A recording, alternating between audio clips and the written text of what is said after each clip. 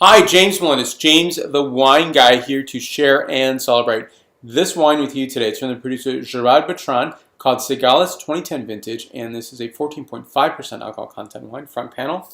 And here's the back. This is 50% Merlot, 50% Cabernet Sauvignon.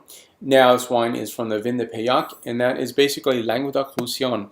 So a lot of, you'll see stores in the retail sections, and it shows France. They'll show perhaps Languedoc-Roussillon or just Languedoc, as opposed to, and I think that's somewhat of a confusing point, because if you don't see it on the label, you may not associate that with this, which is a map of this region. I want to show this to you because it's a very large region here. Now in this region, you'll see Mediterranean here and all the specific appellations or non-specific appellations in this area.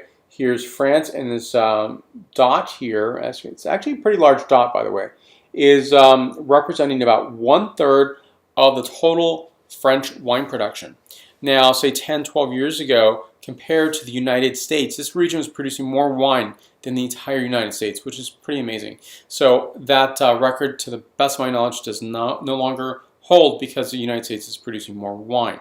Now, this is a great way of celebrating a region that really doesn't have the identification that, say, Bordeaux or Rhone does, or Burgundy, with specific varieties. Though it does quite well with Cabernet Sauvignon, Syrah. It's doing well with Merlot, definitely, Carignan, Grenache. And so it's to keep a lookout for these wines, quality wines, great wines. And first of all, I open this up. I love the lush tones of brambleberries, and I think that's a really nice, great way of talking about wine. Doesn't mean it's a berry bomb. That's a different experience altogether. There's nothing wrong with tasting fresh fruit on a wine, and tasting something that is really a snapshot in time in terms of earth and place and vintage and weather even. So here we go. Take a taste and tell you what this wine is like. Here we go.